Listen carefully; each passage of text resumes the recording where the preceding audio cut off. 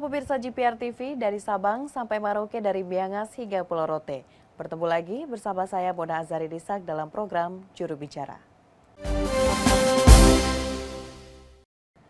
Pemirsa, tradisi mudik merupakan salah satu kekhasan menjelang Lebaran di Indonesia. Masyarakat Indonesia berbondong-bondong pulang ke kampung halaman untuk dapat berkumpul bersama keluarga. Setelah 2 tahun pandemi COVID-19, akhirnya saat ini pemerintah kembali membuka pintu mudik bagi masyarakat. Di tengah pandemi COVID-19 ini tentunya harus ada persiapan dan juga antisipasi untuk menyikapi gelombang mobilisasi masyarakat di tengah kondisi pandemi COVID-19 yang tentunya belum usai. Dan pemirsa, untuk membahasnya lebih jauh apa yang dilakukan oleh pemerintah untuk menyukseskan mudik ini, saat ini kita sudah bersama dengan Dirjen IKP Kementerian Kominfo Republik Indonesia, Bapak Usman Kansong. Halo Pak Dirjen. Halo Mona. Baik Pak, ini kita kembali membahas mengenai mudik Lebaran 2022 yang tentunya saat ini masyarakat juga harus tahu apa yang telah dilakukan oleh pemerintah agar mudik tahun ini tetap berjalan dengan aman, nyaman, dan tentunya adalah lancar. Dan mengingat tahun ini menurut survei yang dilakukan oleh Kementerian Perhubungan akan ada 85,5 juta penduduk Indonesia akan melakukan mudik Lebaran. Pak Dirjen, sejauh ini bagaimana cara pemerintah untuk menyikapi hal tersebut? Salah satunya adalah Kementerian Kominfo Republik Indonesia nih Pak. Iya, jadi memang pemerintah melakukan berbagai persiapan untuk menyambut mudik Lebaran 2022 yang berdasarkan survei kira-kira akan ada 85,5 juta orang yang akan mudik. Ya, karena itu pemerintah melakukan pengaturan-pengaturan, melakukan imbauan-imbauan ya. Imbauan itu misalnya mudiklah lebih awal, mudik lebih dini, jangan mudik di saat-saat puncak ya. Puncaknya itu 28 sampai 30 April ya. Dengan mudik lebih awal maka tentu saja mudiknya kita berharap akan lebih lancar ya, kemudian tidak terjadi karena tidak terjadi kepadatan lalu lintas begitu ya. Ya, kemudian juga kita melakukan imbauan-imbauan agar lebih baik masyarakat menggunakan transportasi umum atau transportasi publik seperti kereta.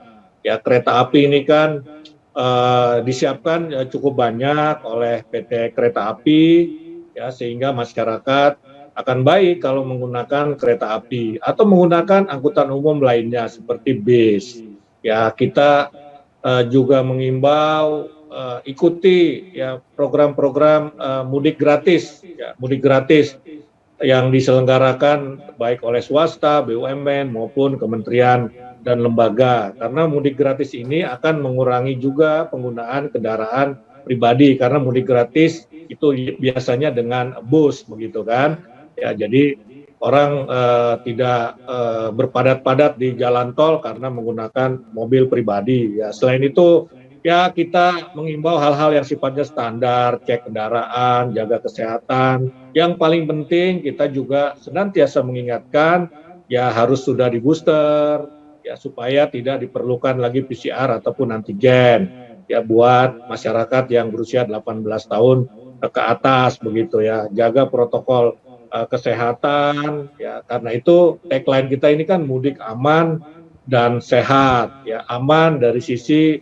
kita tidak terjebak kemacetan ya, tidak ada kecelakaan ya karena kondisi kendaraan kita prima, kesehatan kita juga baik ya. Tetapi dari sisi sehat yaitu tadi kita terus menjaga protokol kesehatan, sudah di booster begitu kan, kemudian harus mengisi e-hack misalnya. Nah, ini semua adalah hal-hal yang kita lakukan itu dari sisi imbauan ya. Dari sisi pengaturan kita banyak ya pengaturan-pengaturan yang akan kita lakukan, misalnya aturan ganjil genap, kemudian satu arah ya. Ini sudah disimulasikan hari ini misalnya untuk satu arah begitu ya. Jadi ada pengaturan-pengaturan yang mesti kita lakukan dan kita meminta masyarakat juga mematuhi pengaturan-pengaturan yang sudah disusun oleh pemerintah, dalam hal ini Korlantas Mabes Polri.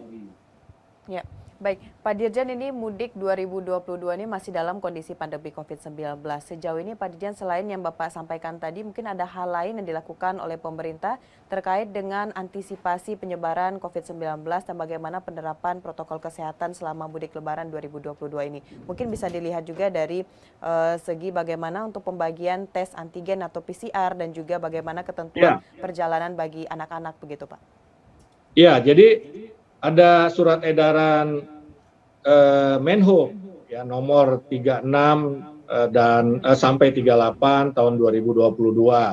Jadi masyarakat yang akan melakukan perjalanan mudik ini dalam konteks protokol kesehatan atau dalam konteks mudik sehat ya, itu baik dengan transportasi darat, laut, udara, itu wajib mengisi e-hack. Itu sebagai syarat ya untuk melanjutkan perjalanan, artinya untuk melakukan perjalanan.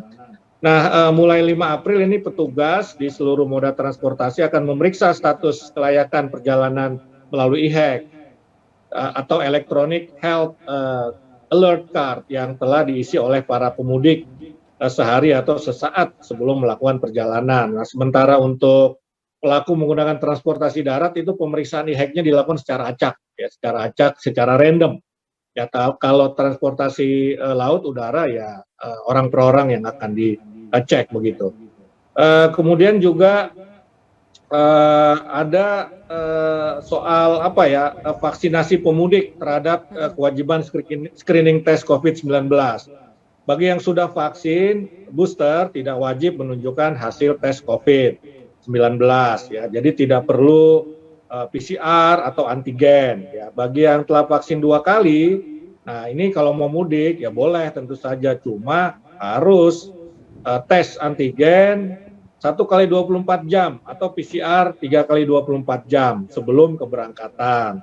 Nah, bagi yang baru vaksin 1 kali, ini wajib menunjukkan hasil tes PCR 3 kali 24 jam sebelum keberangkatan. Ya, jadi kalau yang 2 kali itu boleh antigen, boleh PCR. Tetapi kalau yang 1 kali itu harus PCR, baru 1 kali vaksin. Nah, bagi yang memiliki masalah kesehatan tertentu, misalnya komorbid, itu tidak bisa divaksinasi, ya tetap harus tes PCR 3 kali 24 jam sebelum keberangkatan, disertai surat keterangan dari rumah sakit ya bahwa orang tersebut tidak bisa divaksinasi. Sedangkan untuk anak-anak usia 6 sampai 17 tahun ya wajib menjalankan testing karena belum bisa menerima booster. Sedangkan anak kurang dari 6 tahun usianya itu tidak wajib testing karena belum bisa vaksin juga begitu kan. Ya cuma dia harus didampingi lah oleh orang tuanya atau oleh orang dewasa selama melakukan perjalanan domestik begitu. Oke, baik, tentunya kembali ada 2 poin yang ditekankan oleh Pak Dirjen. Pertama, menaati protokol kesehatan dan masyarakat sebaiknya melakukan mudik Lebaran 2022 ini menggunakan transportasi umum, begitu Pak ya. Dan tentunya Pak Dirjen dan juga pemirsa, kita juga akan membahas sejauh ini apa yang dilakukan oleh Kementerian Kominfo selaku lembaga yang memberikan informasi kegiatan atau kebijakan dilakukan oleh pemerintah untuk memberikan kesejahteraan pada masyarakat, terutama dalam hal ini pelaksanaan mudik Lebaran 2022. Namun Pak Dirjen dan juga pemirsa, kita akan jeda pariwara berikut, tetap di Juru Bicara.